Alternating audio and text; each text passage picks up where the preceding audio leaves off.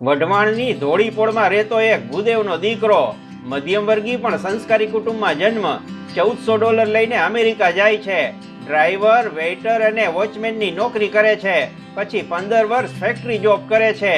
એની નોકરી જોખમમાં મુકાય છે, કારણ કે 175 વર્ષ જૂની એ ફેક્ટરી મરવા પડે છે ને માર્કેટમાં વેચાવા મુકાય છે. ગુંજામાં પૈસા ન હોવા છતાં વઢવાણનો એ છોકરો ખાડે ગયેલી ફેક્ટરી 40 કરોડમાં ખરીદી લે છે. પોતાની અકલ હોશિયારીથી આ ફેક્ટરીને બેઠી કરે છે. આમ દામ ને નામ કમાય છે. આજે દુનિયાના 98% વિમાનોમાં આ ફેક્ટરીના પાર્ટ્સ વપરાય છે. એર સ્પેસમાં જતા યંત્રોમાં વપરાય છે. ઓર્થોપેડિક સર્જરીમાં ઘસાયેલા તૂટેલા ઇમ્પ્લાન્ટને બહાર કાઢવામાં વપરાય છે. એના બનાવેલા પાર્ટ્સ તો અવકાશમાં પહોંચ્યા, પણ ઝાલાવાડના જાજરમાન જુવાનના પગ હજી જમીન ઉપર છે. અમેરિકા સ્થિત એની ફેક્ટરીની એક શાખા યુકેમાં અને એક શાખા સુરેન્દ્રનગરમાં છે. આ વેત ઉચેરો જુવાન હવે 74 વર્ષનો થઈ ગયો છે અને ઇન્ટરનેશનલ ઉદ્યોગપતિની પંગતમાં પલોઠી વાળીને બેઠો છે. આ વઢવાણી છોકરો એટલે રાહુલ ભાનુભાઈ શુક્લા, અને એની કંપનીનું નામ SS વ્હાઇટ. બહુ જોખીને શબ્દો વાપરવા પડશે, કારણ કે ઉદ્યોગપતિ રાહુલ શુક્લા ગુજરાતી ભાષાના એક ઉત્તમ દરજાના લેખક પણ છે. લો પ્રોફાઇલમાં રહીને કામ કરતા રાહુલ શુક્લાનું નામ કદાચ તમે નહીં સાંભળ્યું હોય, પણ તેમના પત્રકાર પિતા ભાનુભાઈને ઓળખતા હશો, જે જીવ્યા ત્યાં સુધી સુરેન્દ્રનગરમાંથી સમય નામનું સાપ્તાહિક ચલાવતા હતા. ભાનુભાઈ દેવ થઈ ગયા, પણ સાપ્તાહિક હજી ચાલુ છે. આ ભાનુભાઈ અને સુશીલાબેનની કુખે રાહુલ નામના તેજસ્વી પુત્રનો જન્મ થયો.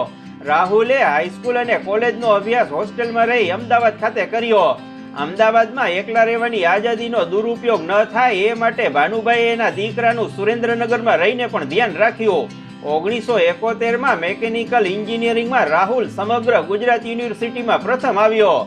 માતા સુશીલાબેને આડોશ પાડોશમાં પેંડા વેચ્યા. એ સમયે આગળ અભ્યાસ કરવા હોશિયાર છોકરાઓ અમેરિકા જાય એવો ઢારો હતો. જો કે રાહુલ તો 100 ટચના સોના જેવી કાબેલિયત ધરાવતો હતો. તેંડુલકરની જેમ એ ગમે તે પીચ ઉપર રમી શકે એવો ખેલાડી હતો. એ અમેરિકા ન ગયો હોત તોય પોતાના દેશમાં નામ કમાઈ શક્યો હોત, પણ મા બાપની ઈચ્છાનું માન રાખીને અમેરિકા ચાલ્યો ગયો. જેટલા રૂપિયા લઈ ગયો હતો એમાં ભણતર પૂરું થઈ શકે એમ ન હતું.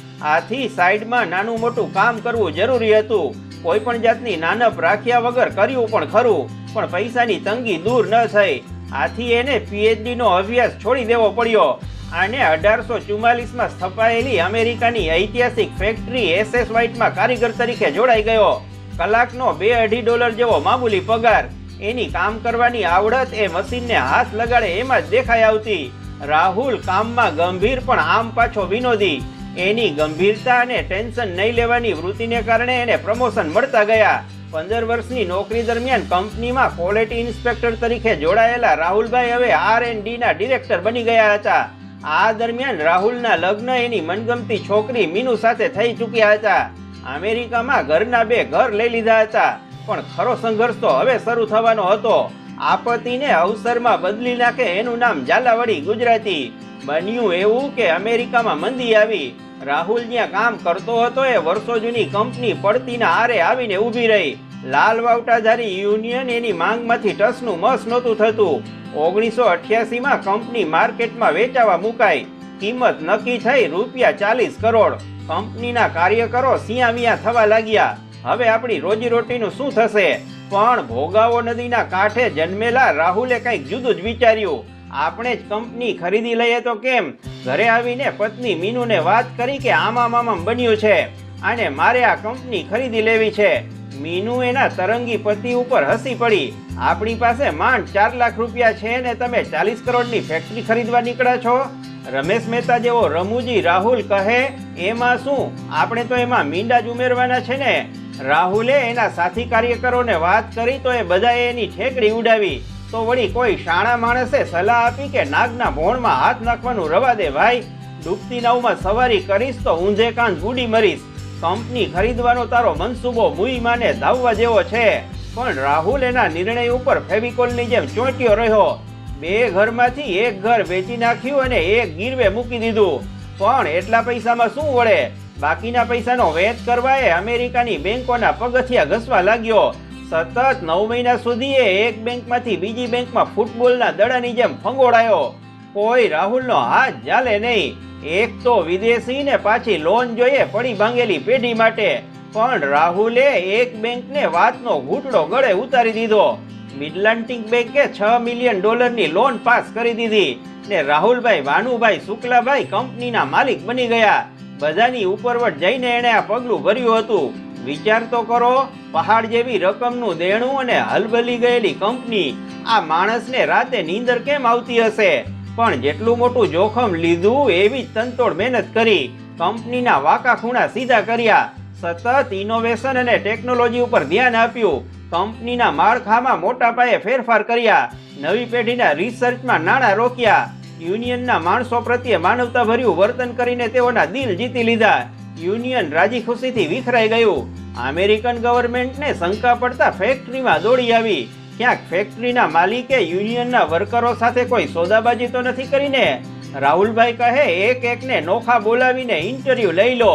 સરકારી અમલદારોની નિગરાની હેઠળ ચૂંટણી યોજાય. 54 માંથી 46 વર્કરો રાહુલભાઈના સપોર્ટમાં આવી ગયા. આજે મિલિટરી હોય કે કમર્શિયલ, મોટાભાગના એરક્રાફ્ટમાં રાહુલ શુક્લાની કંપનીનો ઓછામાં ઓછો એક પાર્ટ તો ફિટ થયેલો જ હોય છે. તેમના દ્વારા બનાવાતા ફ્લેક્સિબલ શાફ્ટનો ઉપયોગ ઓટોમેટિવ ક્ષેત્રની દિગ્ગજ કંપની ફોર્ડ પણ કરે છે.